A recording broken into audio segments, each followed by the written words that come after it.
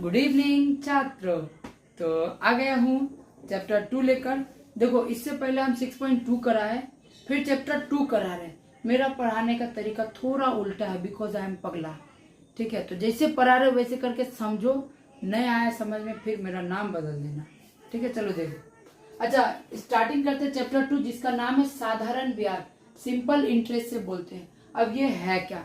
मान लेते हैं हम किसी से 1000 रुपया उधार लिए हैं, तो हम उससे 1000 रुपया उधार लिए। जो पैसा हम लेंगे उसको बोलते हैं मूलधन। समझ में आया बात? जो पैसा हम लेंगे उसको बोलेंगे मूलधन। वो बोला कि भाई ठीक है तू ले जा, लेकिन 10% पे हर साल ब्याज लगे। मतलब एक एक साल में मेरे को उसका 1000 रुपया का 10% कितना होगा? 100 रुपया होगा। यानी एक एक साल में मेरे को उसको 100 रुपया करके देना पड़ेगा। तो हम बोल दे कि हम 2 ही साल के लिए लेंगे। तो जब 2 साल के लिए लेंगे, 2 वर्ष के लिए, तो एक साल में 100 देना पड़ेगा, अगला एक साल में 100 और देना पड़ेगा। यानी टोटल ब्याज मेरे को कितना देना पड़ेगा? 200 देना पड़ेगा। समय 2 वर्ष, और मान लिया ब्याज दर कितना? 10%। समझ में आ गया बात? अब यहाँ से डायरेक्ट हम फॉर्मूला बता दे रहे, ज्यादा तामझाम नहीं कर रहे। साधारण ब्याज का फॉर्मूला होता है PRT/100। तुम लोग हिंदी में लिख सकता, मूलधन दर इंटू समय बटा 100। अब ये सही है कि नहीं चेक करते हैं। अभी ब्याज भूल जाओ। P का वैल्यू बैठाओ 1000, बैठा दिए। R का वैल्यू बैठाओ 2, बैठा दिए। R का वैल्यू 2, R का वैल्यू 10% बैठा दिए। T का वैल्यू 2 था, 2 बैठा दिए। 2 0 2 0 काटे, देखो 10 इंटू 10 100, 100 इंटू 2 200। देखो ब्याज 200 ही तो लिखे। समझ में आया बात? यानी ब्याज का फॉर्मूला मेरा एकदम सही है। अब यहाँ ब्याज का फॉर्मूला से हम अदर फॉर्मूला डिराइव के चेक करो। I बराबर PRT/100 था, क्रॉस मल्टीप्लाई किया, नीचे में कुछ नहीं था तो 1 था। 1 से PRT को गुना हुआ तो PRT होगा। I से 100 को गुना होगा तो I इंटू PRT।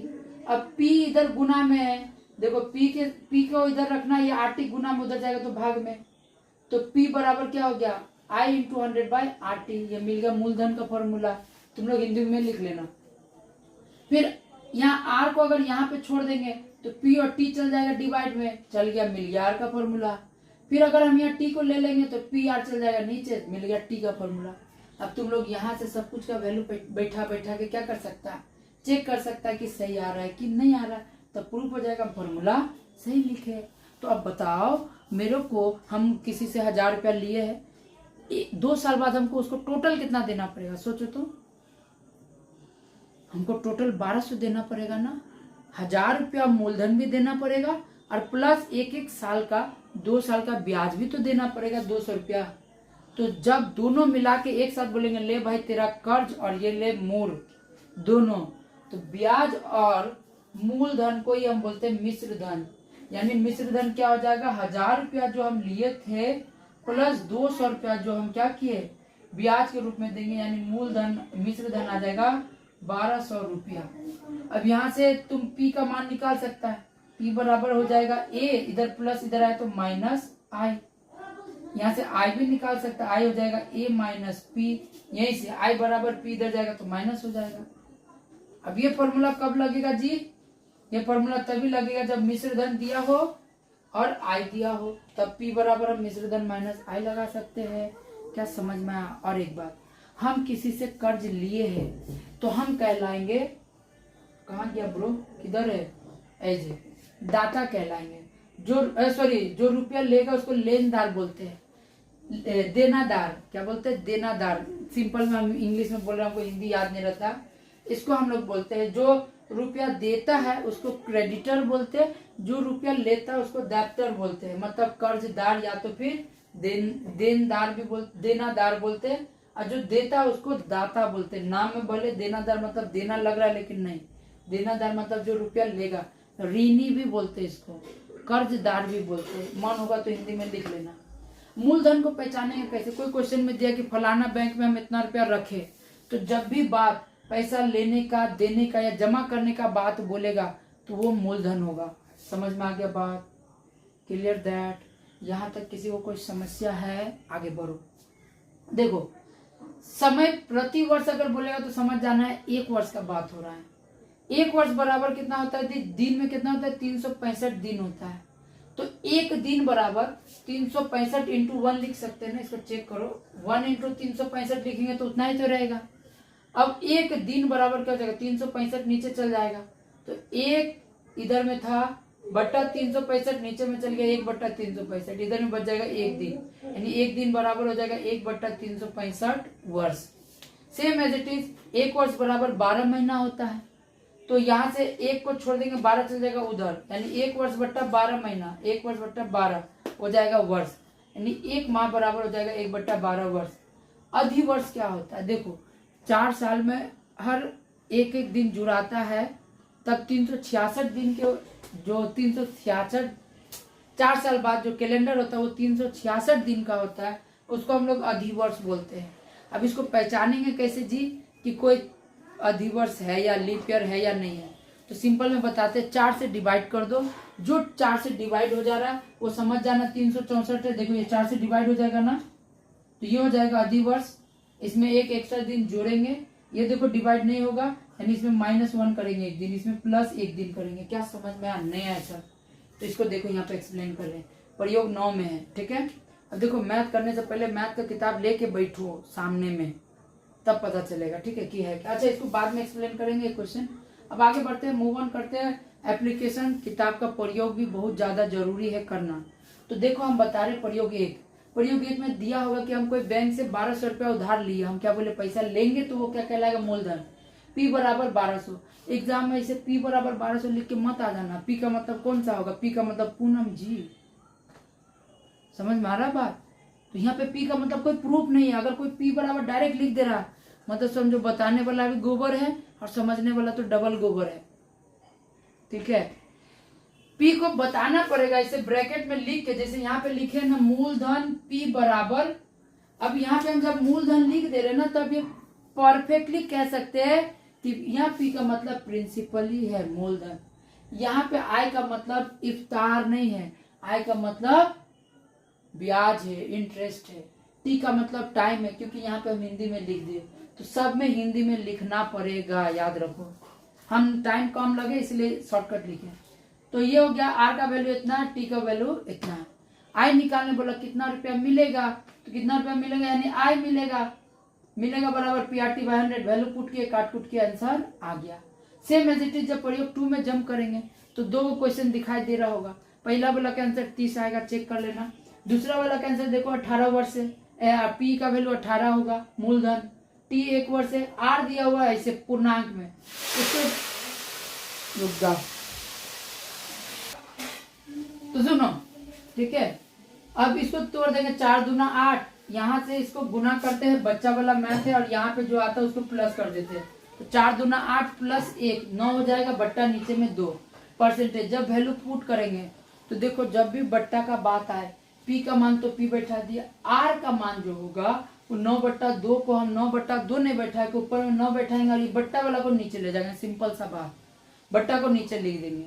और 1 है तो 1 T का value into divided by 100 formula से काट कुट कर दिए, क्या से आंसर आ गया। ये याद रखना, जब बट्टा आएगा तो उसको नीचे ही रख देंगे, कोई झंझट ही नहीं पालना। अब सेम एज इट इज प्रयोग 3 खोलो और बनाओ, बैठ के मत रहो, वीडियो पॉज करो और बना लो। अगर अच्छा बच्चा है तो, बुर्बक है तो देखते रहो, और ऐसे देख के फायदा भी नहीं होने वाला है, समझ जाओ। 4 5 6 अच्छा 5 का 2 नंबर में तुमको ऐसे पॉइंट मिलेगा, ठीक है। तो पॉइंट को कुछ नहीं करना, देखो ऊपर से पॉइंट हटाते तो नीचे में 1 आएगा, पॉइंट के बाद डबल डिजिट तो 2 0, और जब नीचे से पॉइंट हटाएंगे तो ऊपर में 1 आएगा, पॉइंट के बाद 1 डिजिट तो 1 0। समझ में आ गया, इसी को कटम कुटिंग करना आ जाएगा, क्लियर दैट। ऊपर से पॉइंट हटाएंगे तो नीचे में 1 आएगा, और जितना डिजिट होगा उतना 0 देंगे। नीचे से पॉइंट हटाएंगे तो ऊपर में 1 आएगा, जितना डिजिट होगा उतना 0 देंगे। 9 नंबर प्रयोग बड़ा मस्त है, देखो ये सब प्रयोग कर लेना, ठीक है। 9 नंबर प्रयोग बड़ा मस्त है, इसमें दिन दिया हुआ है, डेट दिया हुआ है 2003 का 1 जनवरी से लेकर 8 अगस्त तक। मजेदार बात क्या, ये 4 से डिवाइड हो रहा नहीं होगा, यानी ये लीप ईयर नहीं है। यानी लीप ईयर अगर नहीं होगा तो उसमें क्या करना पड़ेगा, -1 करना पड़ेगा। यानी टोटल देखो, जनवरी में 31 दिन, फरवरी 29 दिन, अभी मत बोला सर लीप ईयर नहीं है, 29 दिन है, फिर फरवरी मार्च अप्रैल मई जून जुलाई 8 अगस्त तक जाना, 8 अगस्त टोटल को जोड़ेंगे तो 200 आ जाएगा। और तुमको हम क्या बोले, अगर लीप ईयर नहीं होगा तो -1 करना पड़ेगा, -1 कर दे, क्यों लीप ईयर है ही नहीं तो 366 कौन सी घंटा का 365 ही होगा, इसलिए माइनस कर दिए, टोटल में से तो हो गया 219। ये 219 दिन है टोटल। अब उस दिन को हम क्या में कन्वर्ट कर देंगे, वर्ष में। वर्ष में कन्वर्ट करने के लिए हम बताएं 1/365, यानी वर्ष में कन्वर्ट करेंगे, यानी एक दिन, इतना दिन बराबर इतना बट्टा 365। क्या समझ में आया बात?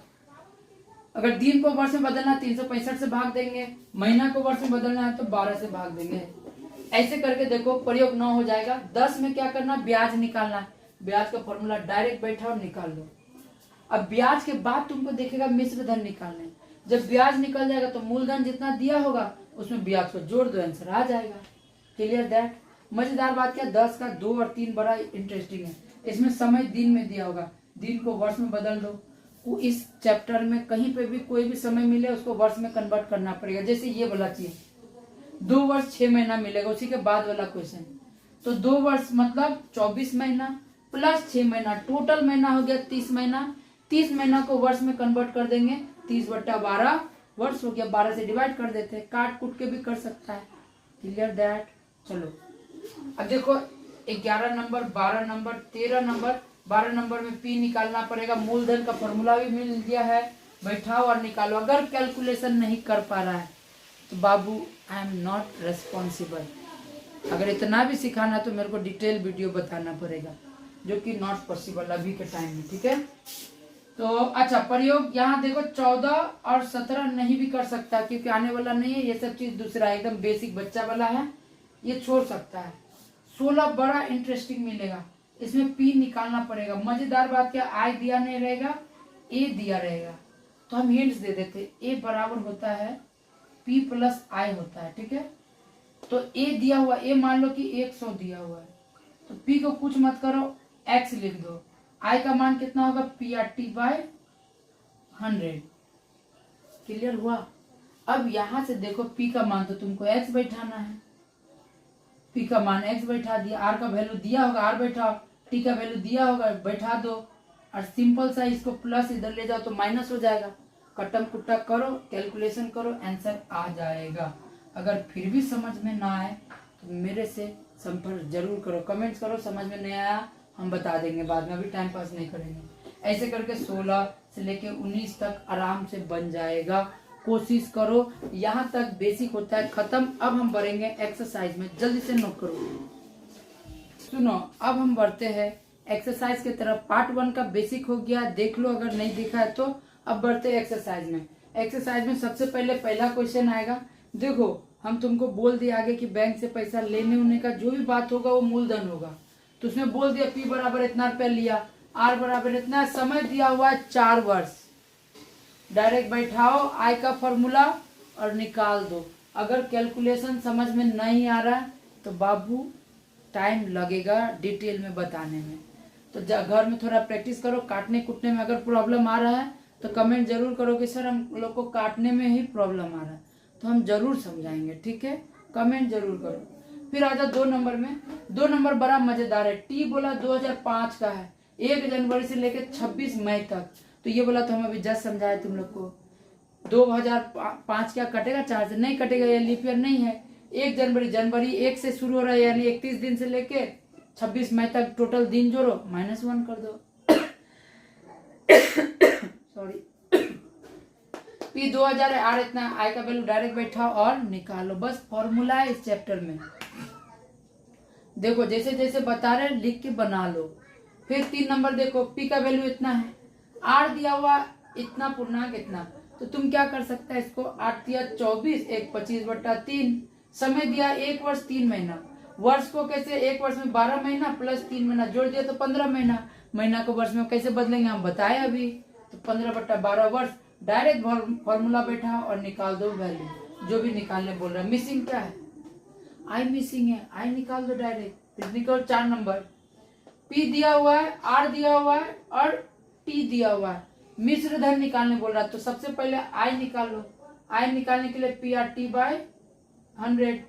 पी भी दिया हुआ, आर भी दिया हुआ, टी भी दिया हुआ। काट कूट करके आई निकाल लो, वैल्यू को जाके पी के साथ इसको क्या हो जाएगा, पी प्लस आई। अभी जस्ट बताए मिश्र धन, पी जितना आएगा इसके साथ जो आई आएगा उसको ऐड कर दो, हो गया मिश्र धन।